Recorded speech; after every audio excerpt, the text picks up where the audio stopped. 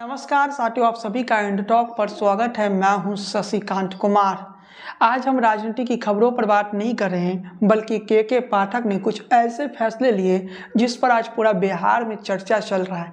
के पाठक ने एक झटके में ही बिहार के सियासत को गर्म कर दिए। के पाठक के फैसले को गिरिराज सिंह हो या बीजेपी के नेता लगातार गलत बता रहे हैं। वहीं जेडीयू और आरजेडी के नेताओं के पास जवाब नहीं है। के पाठक ने इसी साल एक ऐसा फैसला लिया था जिसमें हिंदू त्योहारों का छुट्टियों को घटा दिया था।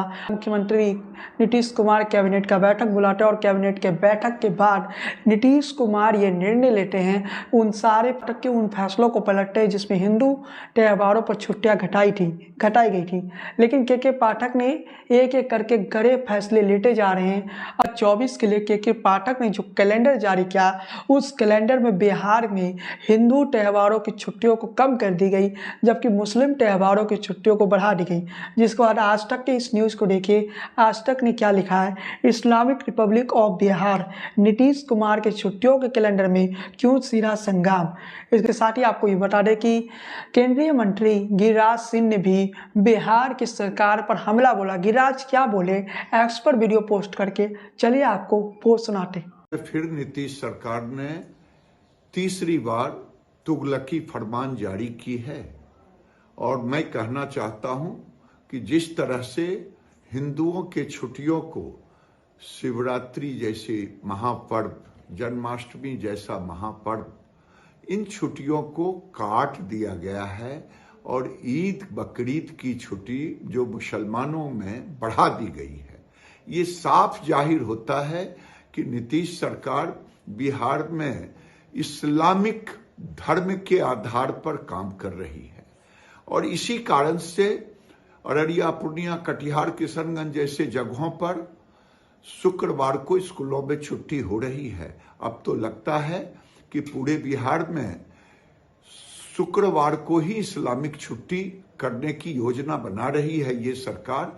अगर हमारे छुट्टियों को जिस ढंग से काटने का काम किया है, अगर नहीं इन छुट्टियों को फिर से बहाल किया तो इसका खामियाजा नीतीश कुमार को आने वाले चुनाव में भुगतना पड़ेगा। ये नीतीश कुमार नहीं कहलाएंगे, बल्कि मोहम्मद लालू यादव और मोहम्मद नीतीश कुमार कहलाएंगे।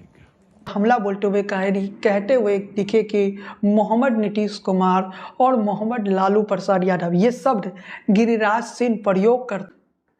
डॉक्टर अजय आलोक बीजेपी के एक नेता हैं, डॉक्टर अजय आलोक, उन्होंने एक आरोप लगाया कि नीतीश सरकार पहले ही दुर्गा पूजा की छुट्टियों में कटौती कर चुकी है। उन्होंने ये भी कहा कि नीतीश बिहार को इस्लामिक स्टेट घोषित कर दे, यही बेटर रहेगा।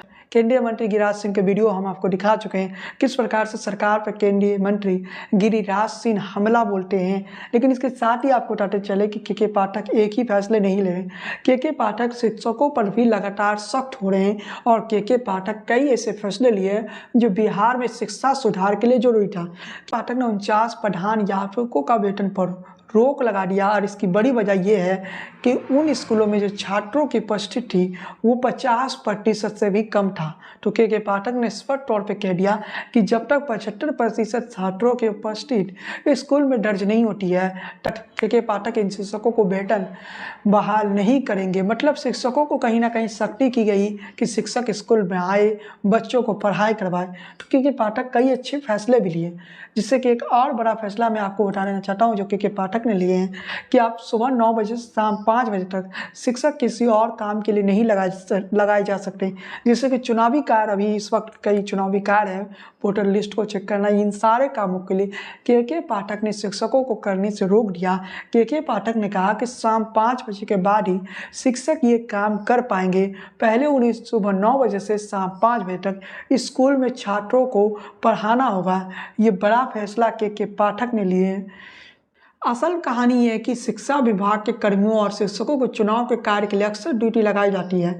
इस वजह से देखा गया कि बच्चों को पढ़ाई बाधित हो जाती है, क्योंकि शिक्षक स्कूल के टाइम में ही चुनावी कार्य निपटाते हैं। ऐसे में वो बच्चों के सही ढंग से सब सही ढंग से पढ़ा नहीं पाते। तो वहीं इससे पहले जब जाति डाइट गणना के लिए शिक्षकों की ड्यूटी में लगाई गई थी तो के पाठक ने आदेश में जारी करके कहा था कि शिक्षकों की ड्यूटी सिर्फ गणना के लिए लगाई जाए, इसके अलावा शिक्षकों को कोई भी प्रशासनिक कार्य ना करवाए जाए। साथ ही गैर शैक्षणिक कार्यों में शिक्षकों की ड्यूटी लगाने से पहले इस बात का ध्यान रखना जरूरी है कि बच्चों की पढ़ाई बाधित ना हो।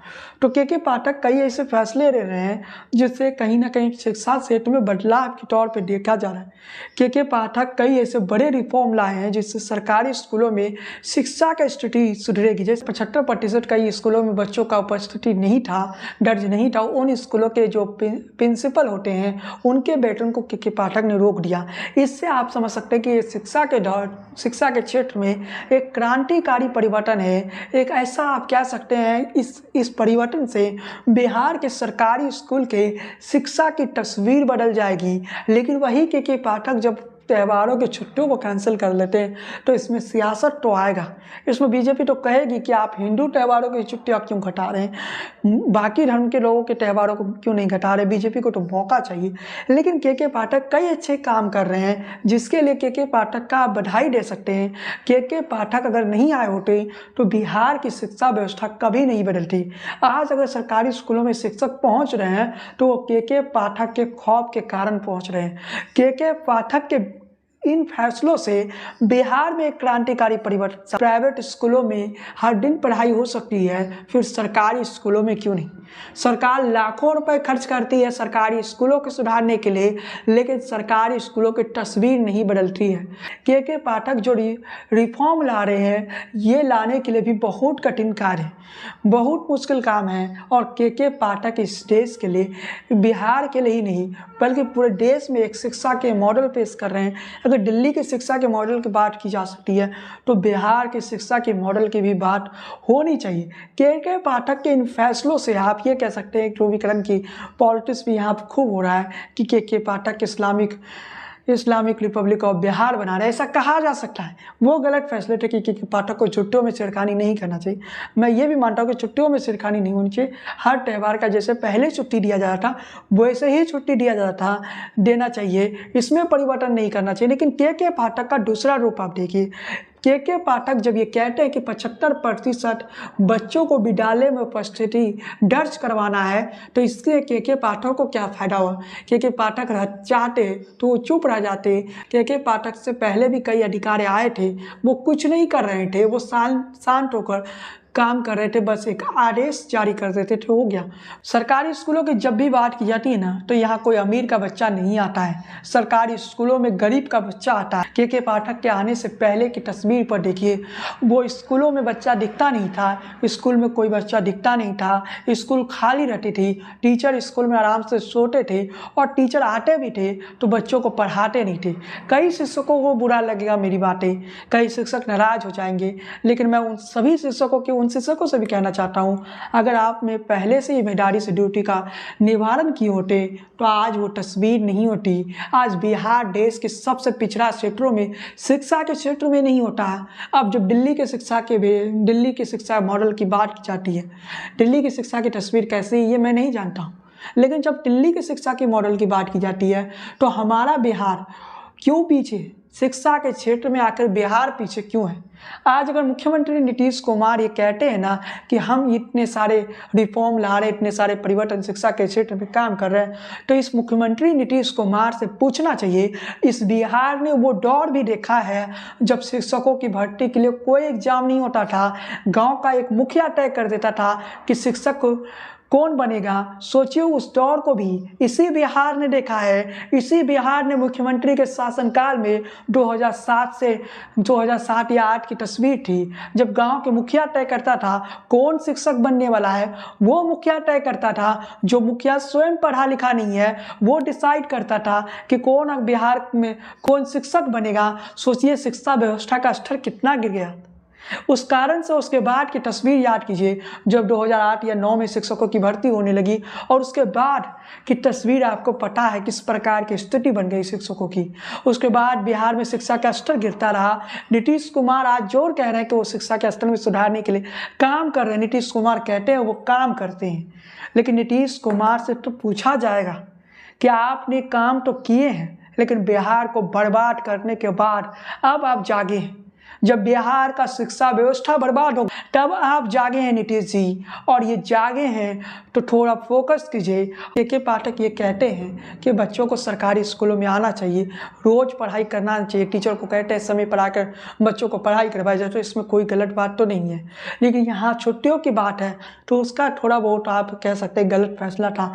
किसी भी त्यौहार पर छुट्टी रद्द नहीं होना चाहिए, छुट्टी मिलना चाहिए जितनी छुट्टी मिलती है। लेकिन एजुकेशन में अभी बहुत परिवर्तन लाने की कोशिश करना चाहिए। के पाठक के इन फैसलों में कुछ लोगों को लगता होगा कि के पाठक है ये कैसे फैसले ले रहे हैं, लेकिन मुझे ये लगता है, मेरा पर्सनल व्यू है कि शिक्षा के स्तर में के पाठक रिफॉर्म तो कर रहे हैं, लेकिन ये रिफॉर्म कितने देर टिकेगी, ये रिफॉर्म क्या लंबे अरसे तक रहेगा, क्या सरकारी स्कूलों की तस्वीर बदल जाएगा।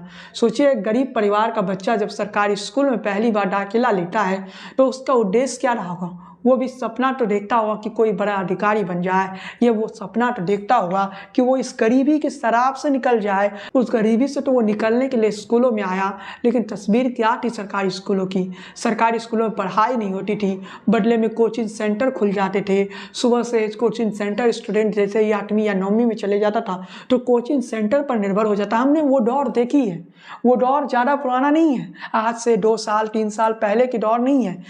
के पाठक ने उसके बाद आए और उन्होंने स्कूल टाइम में कोचिंग सेंटरों को बंद कर दिया, लेकिन उस तस्वीर को बिहार ने देखा है। नीतीश कुमार के आने के बाद बिहार ने कई रिफॉर्म देखा। नीतीश कुमार ने शिक्षा के क्षेत्र में बदलाव लाने की कोशिश की, लेकिन नीतीश कुमार ने जिस प्रकार से शिक्षकों को भर्ती किए, जिस प्रकार से नीतीश कुमार ने शिक्षकों को लाए, उससे कहीं ना कहीं लॉस लगा। बिहार की शिक्षा व्यवस्था चौपट हुई, और बिहार की शिक्षा व्यवस्था को चौपट करने का श्रेय अगर नीतीश कुमार को ये श्रेय जाता है कि उन्होंने शिक्षा के क्षेत्र में क्रांतिकारी रिफॉर्म लाए, तो उसी नीतीश कुमार को यह श्रेय जाना चाहिए कि उन्होंने बिहार की शिक्षा व्यवस्था को चौपट कर दिया। के पाठक बदलाव लाने के प्रयास तो कर रहे हैं, लेकिन तस्वीर वही, लेकिन सवाल वही है, क्या ये रिफॉर्म बस कुछ दिनों के लिए है या ये रिफॉर्म आगे भी जारी रहेगा। बिहार में शिक्षा के क्षेत्र में ये परिवर्तन आगे भी जारी रहेगा या बस चंद दिनों के लिए ये परिवर्तन है। क्योंकि चंद दिनों के लिए है तो इससे बिहार को लाभ नहीं होगा।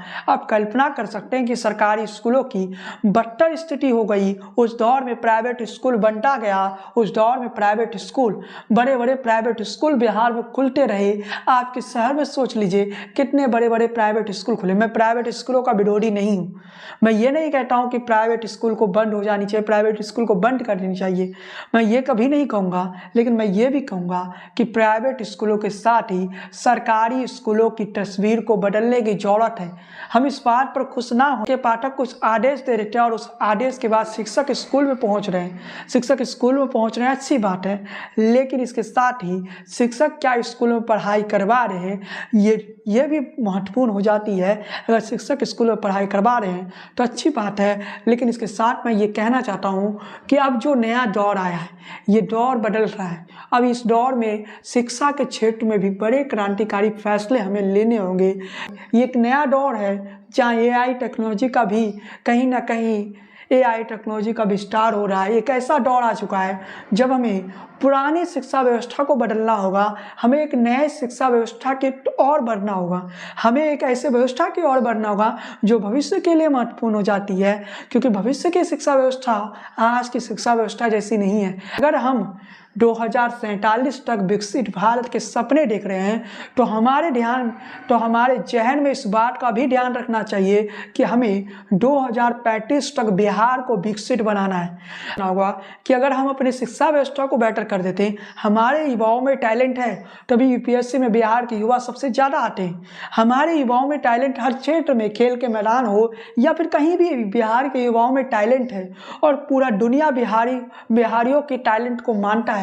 फिर वो बिहार पीछे कैसे हो गया, फिर वो बिहार शिक्षा के क्षेत्र में पीछे कैसे है, फिर वो बिहार स्वास्थ्य व्यवस्था के क्षेत्र में पीछे कैसे है। इस पर सोचने वाली बात है साथियों। चलिए साथियों, मैं लंबा भाषण देने लगा था। खैर, आज के इस वीडियो को हम यहीं समाप्त करते हैं। उससे पहले आपको बता दें कि मेरा पोस्टडॉक 24 की रणभूमि आ चुका है। 24 की रणभूमि के बुक को आप अमेजोन से ऑर्डर कर सकते हैं। अमेजोन पर जाइए, शशिकांत कुमार सर्च कीजिए।